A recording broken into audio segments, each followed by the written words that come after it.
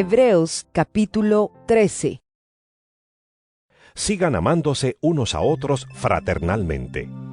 No se olviden de practicar la hospitalidad, pues gracias a ella algunos, sin saberlo, hospedaron ángeles. Acuérdense de los presos, como si ustedes fueran sus compañeros de cárcel, y también de los que son maltratados, como si fueran ustedes mismos los que sufren. Tengan todos en alta estima el matrimonio y la fidelidad conyugal, porque Dios juzgará a los adúlteros y a todos los que cometen inmoralidades sexuales. Manténganse libres del amor al dinero y conténtense con lo que tienen, porque Dios ha dicho: Nunca te dejaré, jamás te abandonaré. Así que podemos decir con toda confianza: el Señor es quien me ayuda, no temeré. ¿Qué me puede hacer un simple mortal? Acuérdense de sus dirigentes que les comunicaron la palabra de Dios. Consideren cuál fue el resultado de su estilo de vida e imiten su fe. Jesucristo es el mismo ayer y hoy y por los siglos.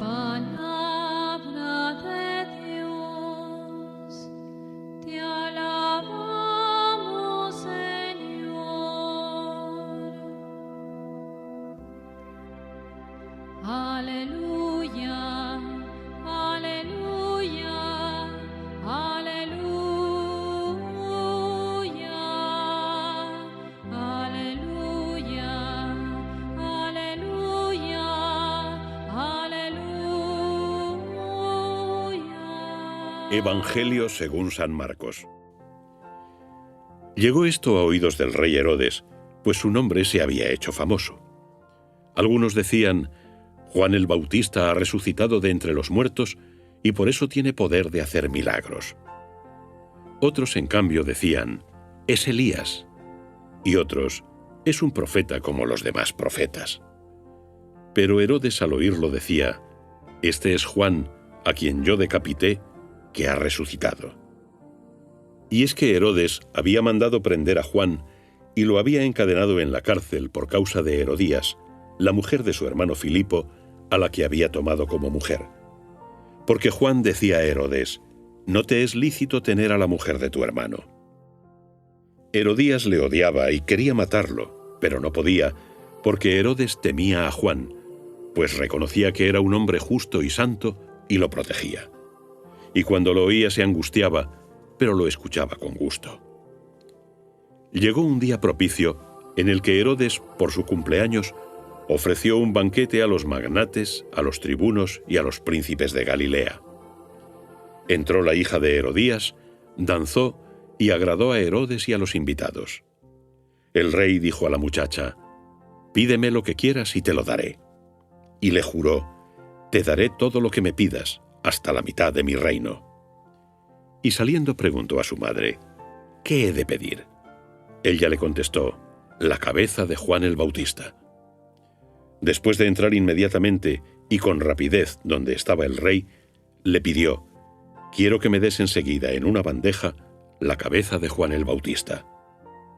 El rey se entristeció, pero a causa del juramento y por los invitados, no quiso desairarla. Al instante envió el rey a un verdugo con orden de que trajera su cabeza. Fue y lo decapitó en la cárcel y trajo su cabeza en una bandeja y se la dio a la muchacha, y la muchacha la entregó a su madre. Al enterarse sus discípulos, vinieron, tomaron el cuerpo y le dieron sepultura. Palabra del Señor. Gloria a ti, Señor Jesús. Con toda razón llamamos a Juan el Bautista, precursor. Por supuesto lo llamamos Bautista por aquella que fue su principal misión, la predicación de la conversión a orillas del río Jordán. Y con esa predicación y con ese ministerio, Juan preparaba para Jesús un pueblo bien dispuesto.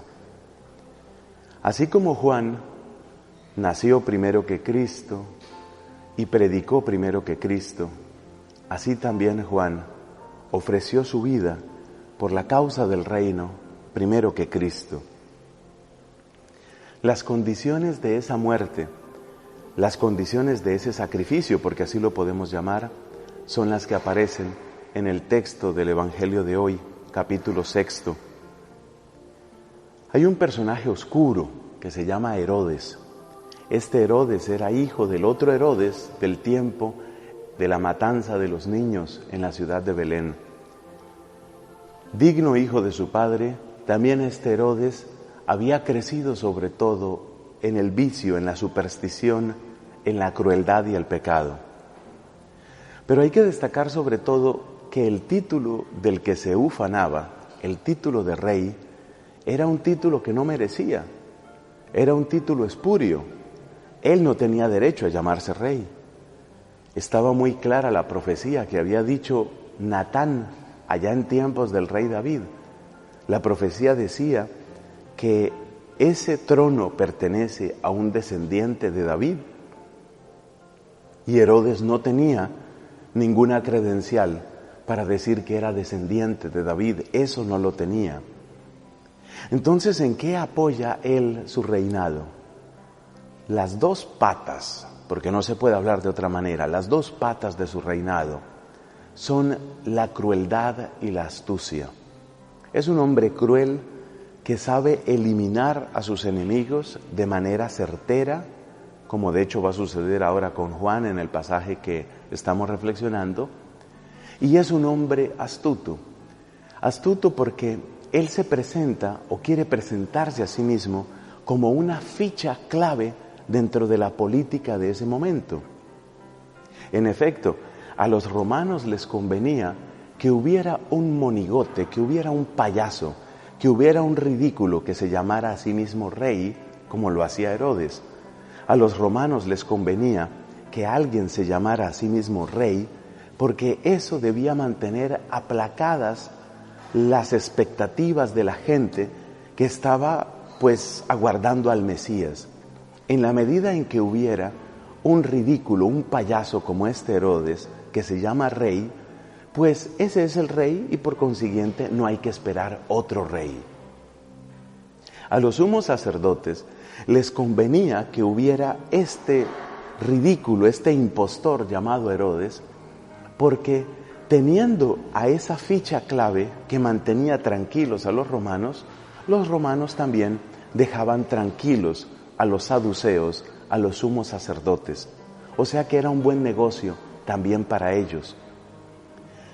Pero es un engaño, por supuesto, y Herodes sabe que tiene que mantener ese engaño conservándose como persona útil. Como todo político, él tiene que hacer promesas y tiene que cumplirlas. Él tiene que mantenerse en constante diálogo con las fuerzas vivas, con los líderes políticos y religiosos. Tiene que prometer y tiene que cumplir.